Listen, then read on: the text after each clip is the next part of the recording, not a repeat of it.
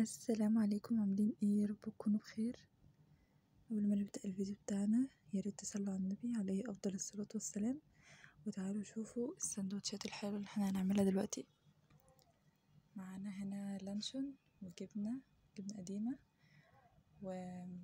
وشيبسي. السندوتشات دي بتبقى تحفة يا جماعة وطعمها خطير، جربوها هتعجبكم ان شاء الله. بنحط اول حاجة الجبنة كده،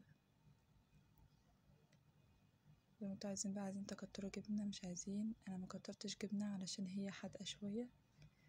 وبعد كده بقى حطيت اللانشون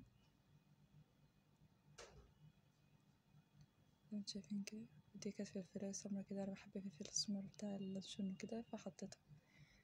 جبت الشيبسي اللي بالفراخ،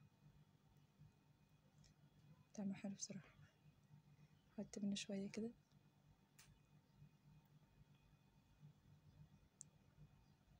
اهو زي ما انتوا شايفين، وهبتدي بقى ان انا الفه ودوقوا بقى وجربوها تدعولي.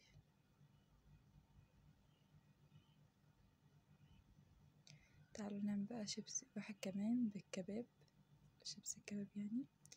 هنفرد كده في العيش الجبنة زي ما انتوا شايفين كده.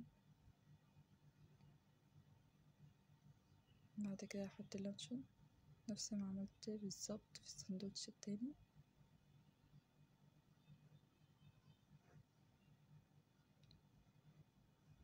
هحط بقى شيبسي كمان اهو شوية كده زي ما انتوا شايفين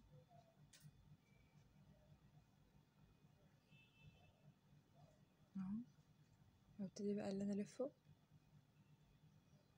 وجربوا ده برضو هتدعولي عشان هو طعمه حلو بصراحة.